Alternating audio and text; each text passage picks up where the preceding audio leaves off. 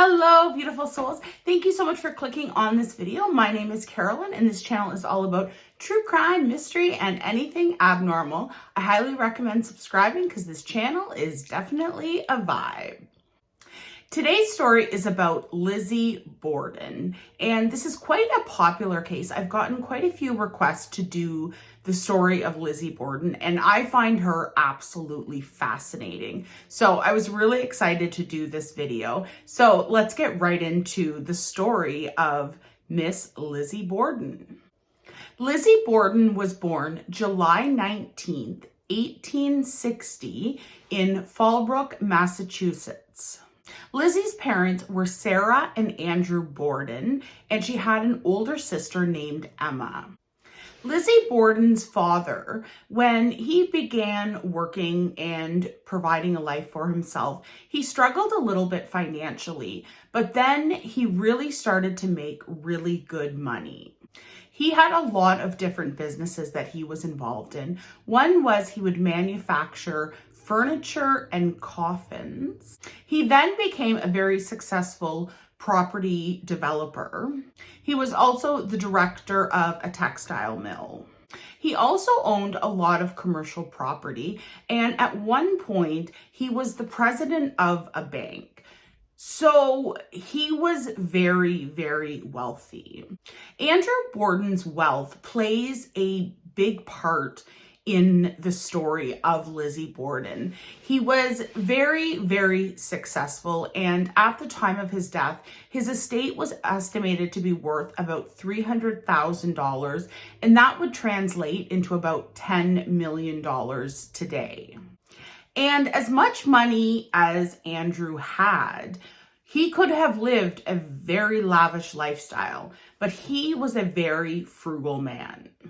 The way Fallbrook, the town they lived in, worked was everybody lived sort of in the center of town, but then there was this hill, and all of the most wealthy people in the family lived up on this hill. Now, Andrew, a lot of his relatives lived up on the hill because it was a very wealthy family, but Andrew very much lived beneath his means. And obviously there's nothing wrong with that. It's actually I think a pretty smart decision to make. But Lizzie and Emma, they wanted to live on the hill and they wanted the lavish lifestyle. The house the family lived in did not have indoor plumbing, it didn't have electricity, and it didn't have a telephone. And at this time, those things were pretty commonplace, especially for someone who was wealthy. Someone who was wealthy at that time, it was very common for them to have indoor plumbing, electricity, and a telephone. The Bordens had none of that. And it seems a little bit, and we're going to go into this a lot more about all the family dynamics, but it seems like Lizzie and her sister Emma, they kind of resented their dad that he wasn't providing the lifestyle that they wanted to live, and they knew that he could afford. Lizzie's mother passed away when Lizzie was only 3 years old. And 3 years after that, her dad remarried a woman by the name of Abby Gray. To say that Lizzie did not like her stepmother, Abby, would be a great understatement. She had complete contempt for Abby. She believed that Abby only married her father for his money, and she would only refer to her as Mrs. Borden. Lizzie and her sister had quite a religious upbringing, and Lizzie, not only in her childhood, but further on in her life, she was very involved in the church. She went to church often. She would join women's groups at the church. But this is also the 1800s, so if you were a single woman and wanted to socialize, I think church was your only option. So I don't know if necessarily Lizzie was that interested in church or whether that was what was socially acceptable for her to socialize. At the time of the murder, Lizzie and her older sister Abby both still lived in the home with Andrew and the stepmother, Abby. because this is like way back. So women, they didn't move out of their parents' house until they got married. It was like everybody went from their father's house to their husband's house. It wasn't common for women to go and live on their own. So in this story, Lizzie is in her early 30s when these murders take place. So I'm going to go into what was happening in the family and what was the dynamic before the murders happened. So now we're going to talk about pigeons. I'm serious. We're going to talk about pigeons. So the family had pigeons, and I guess they just lived outside of their house. And Lizzie was very fond of the pigeons, and she had built a roost for the pigeons. Now, I didn't know what a roost was. Apparently a roost is like, I think it's like almost like a chicken coop, where the pigeons would go inside to rest at night in this roost. Basically, Lizzie really cared about these pigeons. Then the father, Andrew, killed all the pigeons. And apparently he killed all the pigeons because he thought that having these pigeons attracted kids in the neighborhood who would want to come and hunt pigeons on their property. And apparently, when this happened, Lizzie was absolutely devastated. And while I was researching this, in a lot of sources, they talk about these pigeons. But then there's other sources that question whether this had any significance at all. So Pigeon Gate, there may or may not have been pigeons. The father, Andrew, may or may not have killed all of those pigeons. And Lizzie may or may not have been devastated by her father killing all the pigeons. That is all I have to say about pigeons. But apparently, this is what kind of set everything in motion. So other than the pigeons, there was a lot of tension in this household. Lizzie could not stand Abby, her stepmother, at all. And at one point, Abby had very expensive jewelry that had gone missing, and it was kind of looked into almost as someone had come in the house and robbed the house, but there was no evidence that anyone had come in the house or anything like that. It's believed that Lizzie stole the jewelry just to, I guess, piss off her stepmother. Another thing that was creating a lot of tension in the home was to do with the properties that Andrew owned. As I had mentioned earlier, he owned a lot of property, and he ended up giving Abby, the stepmother, so it would be Andrew's sister-in-law, he ended up giving her a house.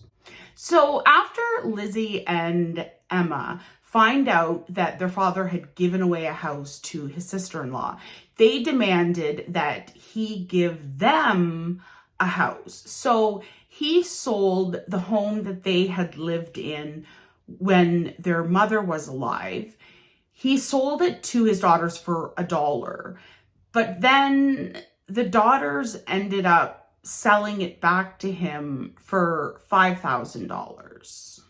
So Lizzie and Abby are furious about this whole giving the house away situation. So to try to make them happy, Andrew sells them a house that he owned, which was actually the house that they had lived in when their mother was alive. He sold it to the daughters for $1, but then immediately they sold it back to him for $5,000, which in today's money, that would be $150,000. So I don't think they really wanted a house. I think they wanted money. Lizzie seemed really, really focused on her dad's money and on her dad's assets, which is also the main motive for the murder. So after all of these really big arguments between the family, Lizzie and her sister Emma decided to go on an extended vacation to just get away from the tension at home. A week before the murders, Lizzie came back to Fallbrook but she ended up staying at a boarding house, and she didn't go back to stay at the family home until 3 days before the murder. The night before the murder, a man by the name of John Morose came and stayed at the family home.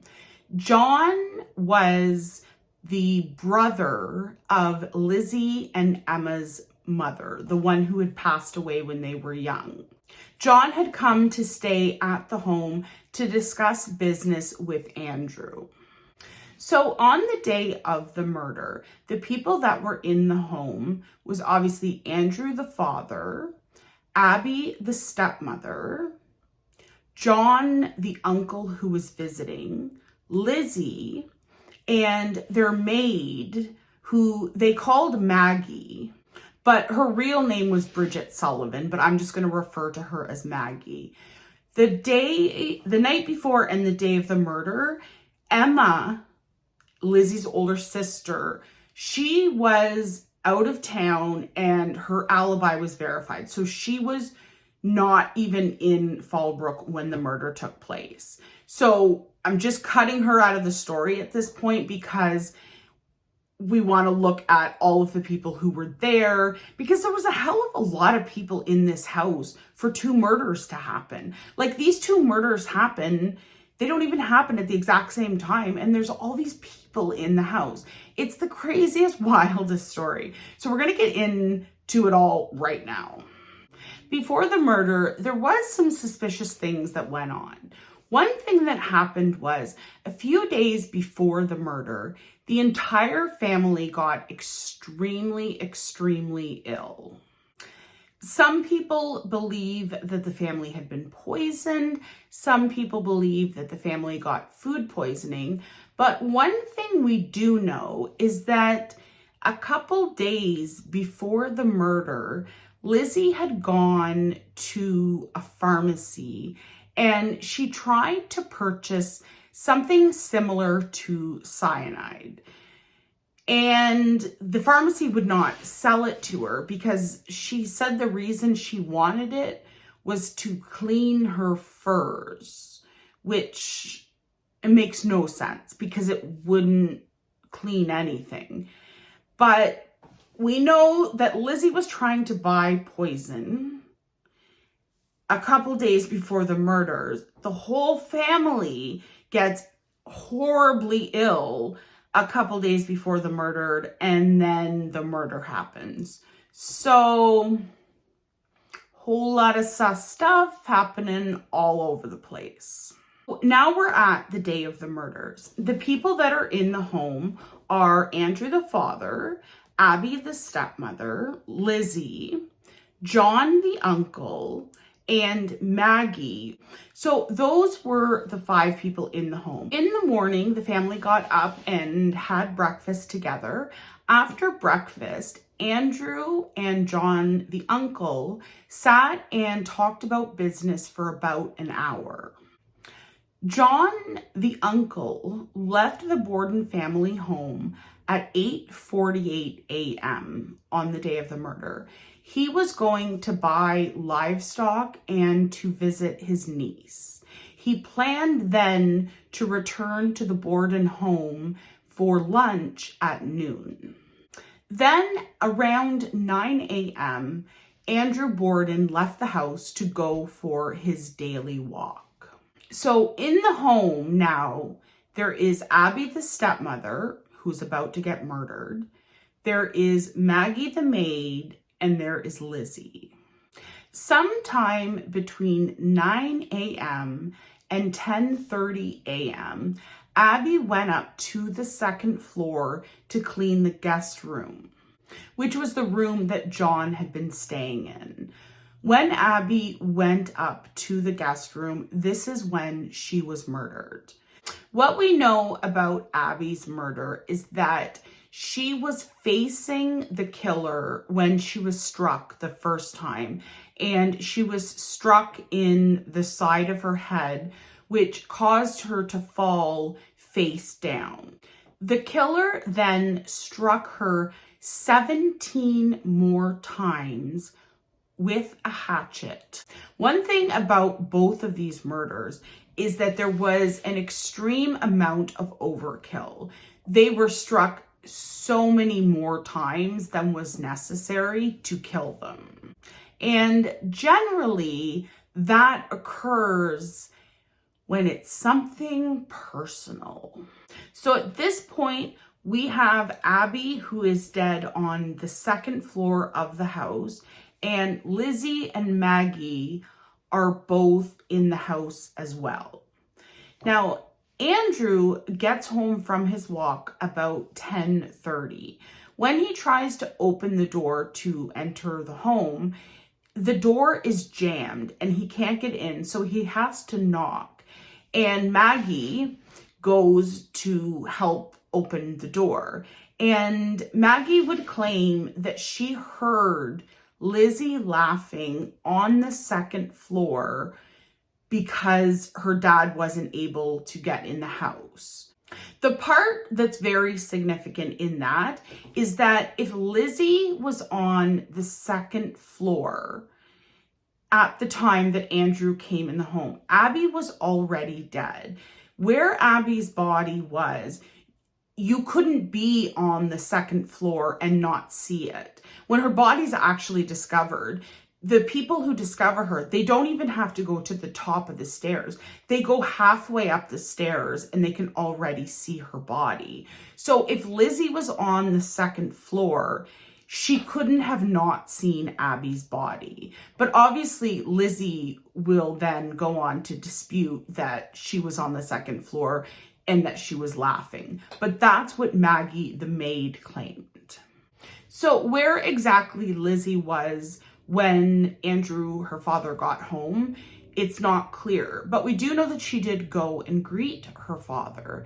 And her father asked her where Abby was. Lizzie told Andrew that someone had come by with a note for Abby saying that a friend of hers was sick and they wanted Abby to come and visit the friend. While I was researching, I really tried to find out, was there actually a note that was delivered to the home about this sick friend?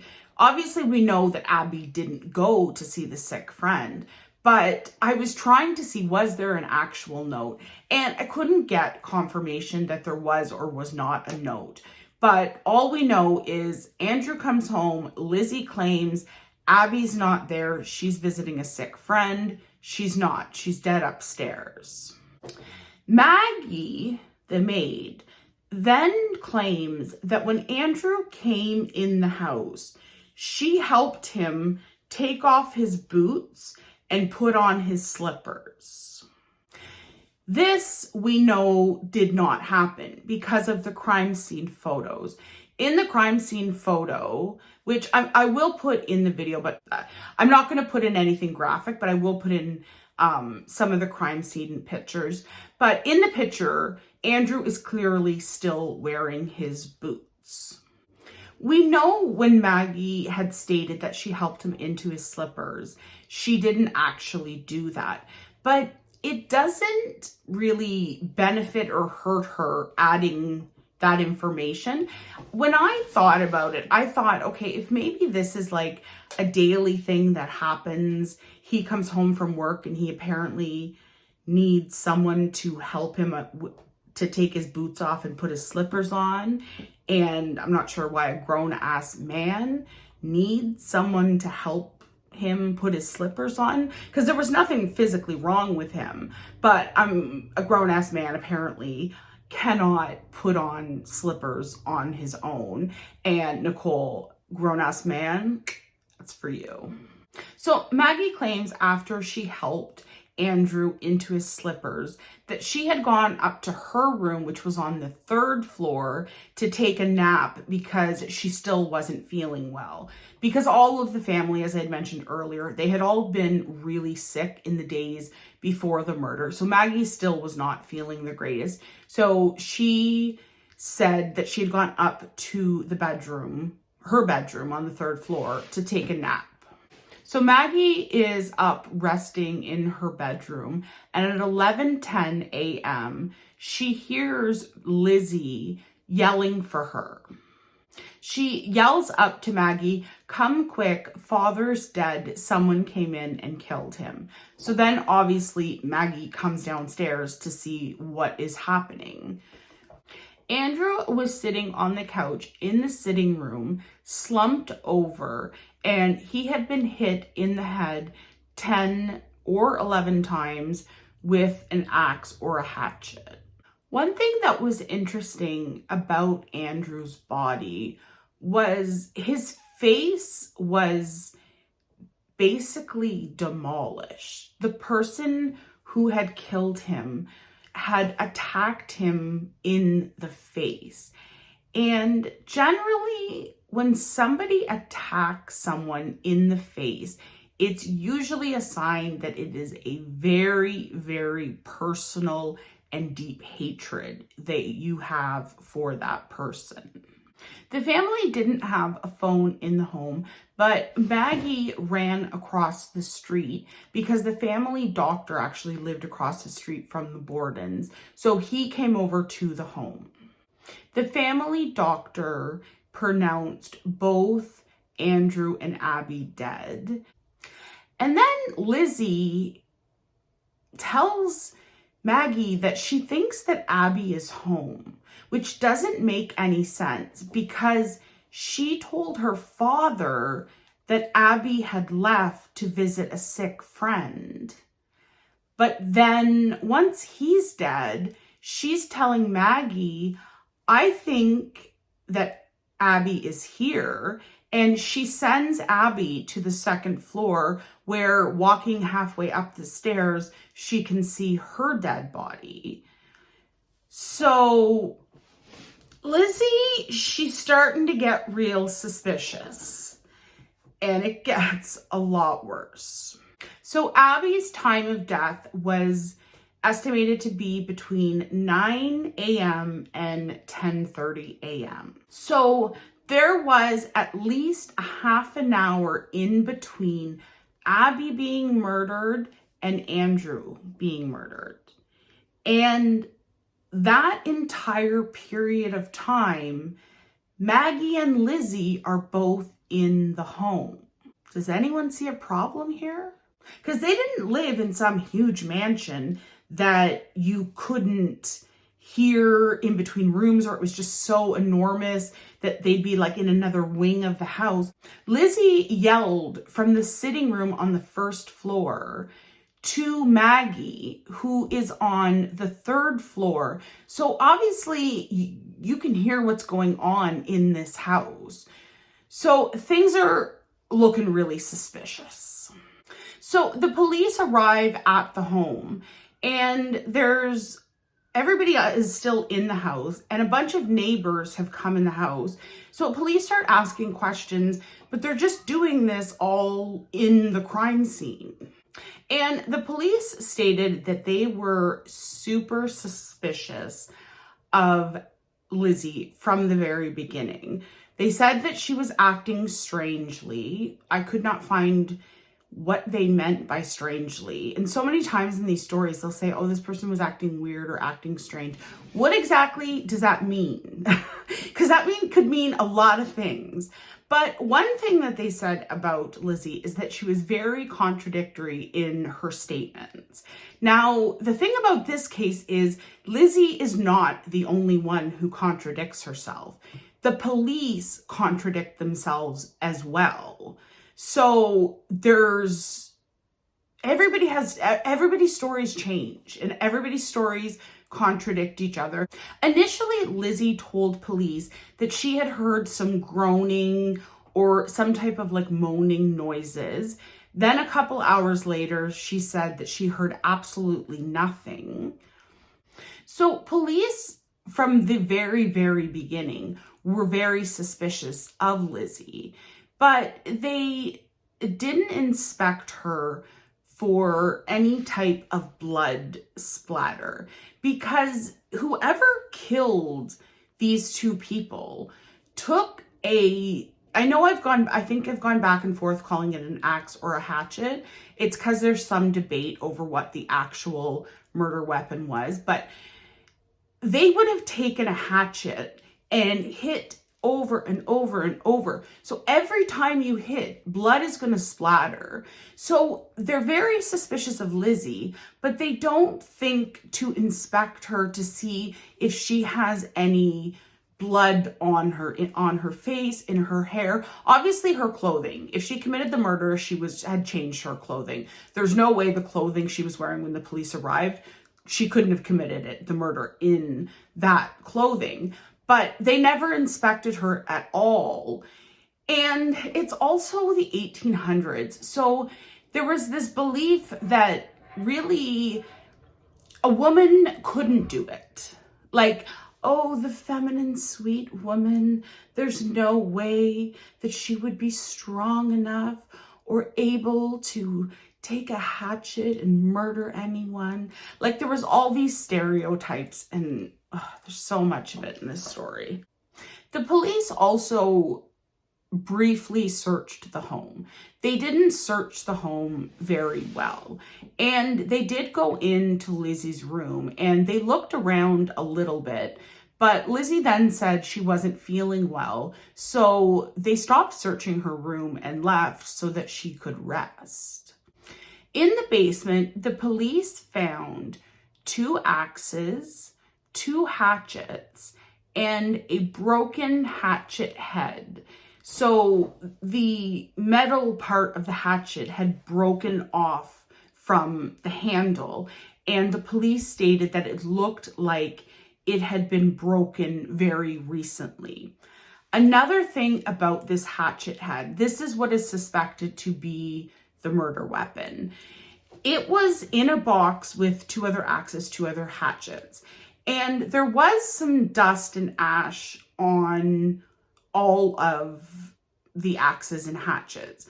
But the police noted that the ash that was on the broken hatchet head looked as though it had been placed on there deliberately. It didn't look like it was natural. It had just built up. It was in a dirty basement and, naturally there was dust and dirt on top of it. It looked like it was done specifically. So the police found all of that, but they didn't remove it from the home. They just left it there. In fact, the police, they didn't take anything. And the family just kept living in the home. And although obviously the home was a crime scene, it was never treated as a crime scene.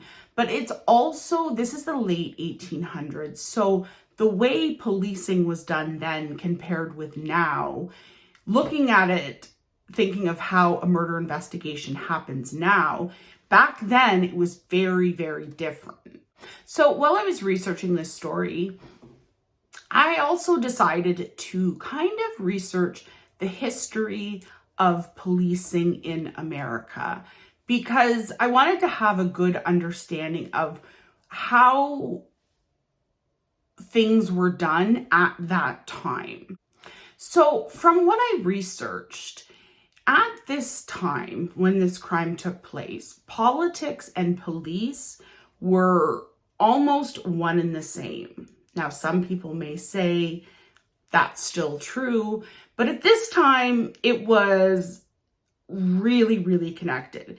The way police officers got their jobs is they were chosen by politicians. So a politician would choose someone who is going to support them. So police at this time, they didn't have any schooling or any training. They would get training once they became a police officer, kind of, but they were just chosen by politicians, and politicians chose police officers who would support them when they needed to be reelected. So if you've got somebody, pretend I'm an elected official, which I couldn't be because I'm a woman and that would be so frowned upon. I mean, I think it would have been illegal at the time, but let's just pretend I'm a politician and I decide I need to hire police officers for the city. I'm like, okay, Pete, now you really got my back. I know when I run again, you are going to support me. You're the chief of police. Pete, you really weren't on my side. You really didn't do much to help me to get elected, so you're not hired. So they were very, very, very meshed together. And the thing that started me going down this hole of researching the history of policing in America was because I wanted to know at the time were fingerprints used, because they have this hatchet head. But interesting fact, it was 1911 was the first time a fingerprint was ever used in a court case in America. So at the time of this crime, fingerprints, not a thing. One of the things the police did was they started looking into the possible poisoning of the family the days before the murder. They wanted to find out if the family had been poisoned or was it food poisoning.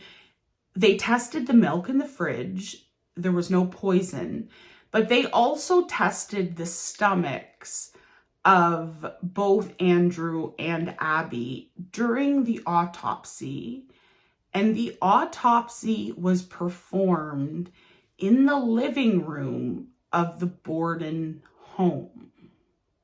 It was a wild time. If someone got murdered in your house, apparently the autopsy happens in your living room. But they didn't find any poison in either the stomachs or the milk. And they kind of put the poisoning, that kind of was the end of the poisoning part of the investigation. So on the night of the murder, everyone that was still alive just slept in the house like every other night. There was one friend named Alice Russell, who was a friend of Lizzie and Emma, her sister. She came and spent the night at the family home with Lizzie. And this case already at this point was a huge media sensation because Fallbrook, there were not murders that were happening in Fallbrook. And there surely was not axe murders coming in and killing 2 people in a home. So it was a really shocking thing for the community, and it just kept spreading and became bigger and bigger, and it was just a huge media sensation. And so the police were stationed outside of the Borden home because at this point there's almost about 2,000 people outside of the Borden home just watching and seeing what's going on because everybody wants to know what's happening. August 6th, 2 days after the murder, the police came back to the house to do a more intensive search, which 2 days after the murder, you've already given the murderer, if the murderer is living in the home, you've given them 2 days to hide or destroy evidence. But that's what they did, waited 2 days, came back. They inspected the entire house. They took the broken hatchet head and they inspected some of Lizzie's clothing. The next morning, Alice, the friend who had come to stay with Lizzie, she told the police that she saw Lizzie cut up a dress and burn it. And she asked Lizzie what she was doing. And Lizzie said that she had got some paint on the dress, so she was going to burn it. Bitch, please. 2 days after your father and stepmother got murdered, and you are concerned about burning and destroying a dress that had some paint on it? Looking real suspicious to me at this point. Then the police and the mayor go to the Borden home to tell Lizzie that she is the prime suspect in the murders. And you're probably like, why is the mayor there? because that's how connected politics and the police were at the time. That the mayor actually went with the police to notify her that she is the prime suspect in the murder of her father and stepmother. Lizzie then appeared at an inquest hearing on August 8th. Now, one thing that I found very interesting is that when Lizzie was being questioned in this inquest, she requested that her family attorney be with her at the time of the questioning. And this was refused by police, stating that the inquest needed to be done in private. And to me, I can understand why they may want to do it in private, so it's not like the media was all over this. It was all over the entire country, and parts, like it was going international. It was that well known at this point. So I could understand them wanting some privacy, but she was denied to have a lawyer, and at the time that was legal to do. So she's questioned during this inquest, and she doesn't make any sense during this questioning. They would ask her questions and she would refuse to answer them, but she would also refuse to answer questions that would benefit her. So she would decide, I'm not going to answer any questions. Then she was asked about what she was doing when her father got home. One story was she was in the kitchen reading a magazine. Then she said that she was ironing, and then at one point she said she was coming down the stairs. Now, the one thing to know about this inquest is Lizzie was high on morphine for the entire thing. Back in these times, if you went to your doctor and said you had bad nerves, they would prescribe you morphine, and they would prescribe a lot of morphine. So she had been very erratic during all of the questioning, but we don't know. Was she acting strangely and erratically because she was guilty, or was she acting that way because she was high on morphine? We don't know, but we do know she was high on morphine.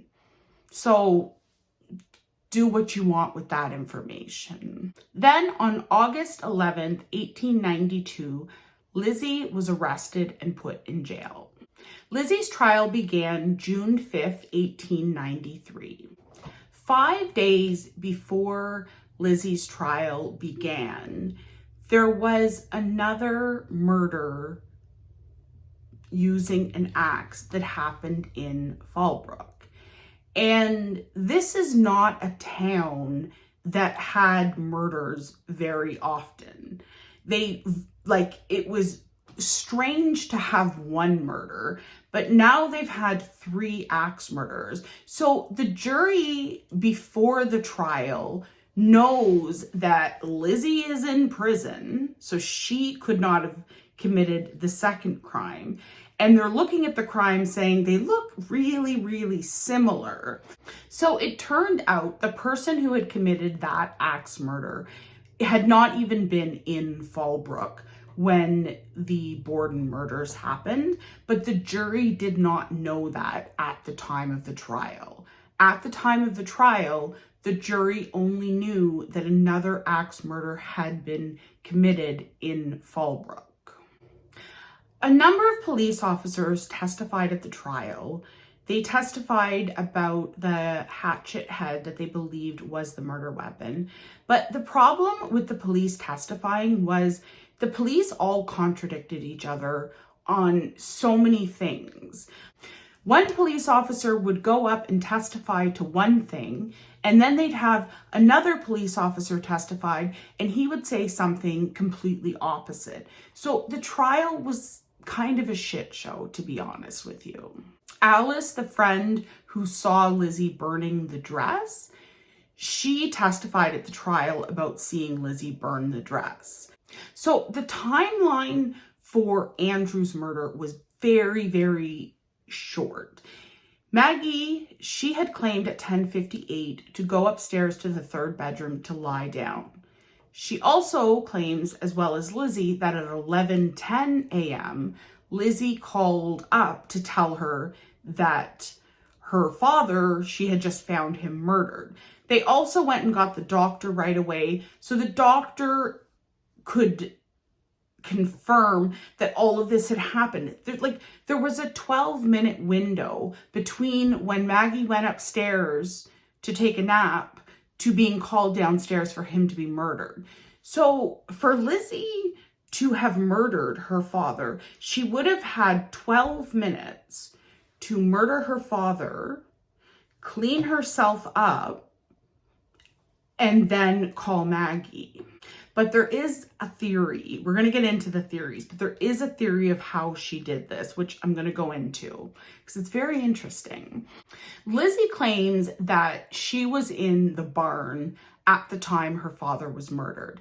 And there was neighbors who confirmed seeing Lizzie. There was 2 neighbors and they gave 2 different times, but it's all in the same time period that they claim they saw Lizzie walking from the barn to the house. And a huge part of the decision by the jury was at this time, first of all, women weren't even allowed to be on a jury. So women didn't have the right to even be on the jury. They didn't have the right to vote. So you have this all-male jury, and they believe there's no way a woman could have killed someone with an axe. It's not ladylike. That's not polite. That's not the way women behave. So there's all kinds of that shit going on. On June 20th, 1993, the jury comes back and they acquit Lizzie, and she is now free. So the hardest part of this whole story is Abby gets killed at the latest 10:30. We know that Andrew is not killed until between 11 and 10 after 11. So if someone had come into the home, what they would have had to do is come into the home, murder Abby, stay in the home to wait for Andrew to get home from his walk, and then kill him. But at this time, there's 2 other people in the house. So it's really hard to imagine a killer hanging out in the house while there's people walking around doing things, waiting to kill someone else. So the people who believe that Lizzie is guilty, this is sort of the general belief that they have. And all of this is alleged because Lizzie Borden was found innocent. So what is believed to have happened was, because both of these were very violent crimes, they were very bloody crimes. So how did Lizzie kill her stepmother, be seen by her father, not looking like she had killed anyone, there's no blood, he wasn't suspicious of the way she looked, kill him, and then appear completely cleaned up, all of this in a really, really short amount of time? What the theory really believes is that Lizzie murdered Abby. So she kills Abby, she's covered in blood. She takes the bloody dress off, puts on a clean dress, cleans herself up, puts the bloody dress in the barn. Then the father comes home. She doesn't look like she just killed someone with an axe. She just looks, the way she normally looks. Then it's believed she went out to the barn, changed into the bloody dress, came in, killed the father, then cleans herself up, puts the dress either back in the barn or in her bedroom. She hides the dress somewhere. And then that is the dress that her friend saw her burning 2 days after the murder. But there's a lot of people who think Lizzie's innocent. And there's so many crazy theories about this case. There's one theory that her father had been abusing her sexually, and that was the reason for the murder. There was another theory that Lizzie and Maggie were having sex, and the stepmother, Abby, found them or caught them having sex and was disgusted. So Lizzie killed her and then thought she had to kill her father. And this whole theory about her and the maid having sex, I think that came from because it was believed that, like, so Lizzie, obviously, she's found innocent. She inherits all her dad's money. Her and her sister buy a big house up on this hill they've always wanted to live on. And there was a lot of rumors in town that Lizzie was a lesbian. And people were ignorant, like cuckoo for Cocoa Puffs, ignorant at this time. So the fact that Lizzie possibly liked the V more than she liked the P was a major factor in their lives. Like, relax, get a hobby. I don't know whether she's a lesbian or whether she's straight. Who the hell cares? It's none of your business. But at this time, it was a big deal. There was also a theory that John, the uncle who had spent the night at the home the night before, that it could have possibly been him, but he had a really airtight alibi for the time of the murder. Some people suspected Maggie for whatever reason. Apparently, in this theory, she was told to clean the windows and it was a hot day. So she was mad that she had to clean the windows on a hot day. So she murdered the two of them. Like, the theories are wild on this one. Personally, I think Lizzie did it. But what I would love to know is, who do you think Lizzie did it? And during the entire trial, everybody, like in the public, was on Lizzie's side. But as soon as she was acquitted, nobody wanted anything to do with Lizzie. She was ostracized from the entire community. And it's interesting because she stayed living in Fallbrook. She very easily could have moved away. She had millions of dollars now that her father was gone. So the strange part of the story is I find it strange that she stayed in Fallbrook where she was so outcasted. Lizzie also changed her name after she was acquitted to Lizbeth, which I'm not really sure the purpose of changing her name was, because it's not like she changed her name and moved away so people wouldn't know who she was. She stayed living in the town where this all happened and everyone knew her. So they knew it was her. It wasn't like changing her name was going to in any way make people not know who she was. But yeah, she became Lizbeth. Then in 1897, Lizzie was accused of shoplifting in Rhode Island, which she had millions of dollars, so she could have afforded what she was stealing, but I don't know. She got a thrill out of stealing. Not uncommon for killers. Lizzie and Abby had sold the family home after the trial, and then they moved up on the hill, which is where Lizzie had always wanted to live. And the two sisters lived there for a while. They ended up having a falling out, and then they never spoke again. Lizzie died of pneumonia on June 1st, 1927 at the age of 66. And something that's very interesting is her sister then died 9 days later. There was nothing suspicious about either of their deaths, but I just found that kind of interesting. And then come the nursery rhymes. So there was a nursery rhyme, skipping rhyme created about Lizzie. And when I was doing all of my research, they kept talking about how this was such a famous rhyme that kids would say. I've never heard of it before. I'd love to know in the comments if you've ever heard this before, but I gotta tell you it, obviously. Lizzie Borden took an axe and gave her mother 40 whacks. When she saw what she had done, she gave her father 41. Now, it's not really accurate for the amount of blows that each suffered, but there is two alternate second verses. So the first of the second verses is, Lizzie Borden got away for her crime she did not pay. The second alternate second verse is, Andrew Borden now is dead. Lizzie hit him on the head. Up in heaven he will sing. On the gallows she will swing. So there's nursery rhymes. I mean, look at the history of Ring Around the Rosie. Like, they're not normally rhymes that maybe I should do a whole video. That would be interesting. A video about the history of these nursery skipping rhymes.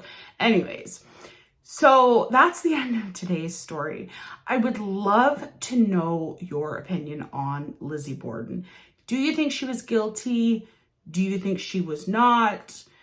Because I just think this case is just so fascinating.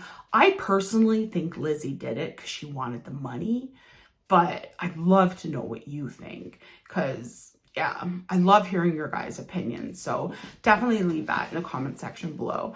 Thank you so much for being here today. I really, really appreciate it. If you are not subscribed, what are you doing with your life? Just kidding. I hope you enjoyed the video, and if you'd like to support the channel, please stick around and watch another video, and I will see you in the next one.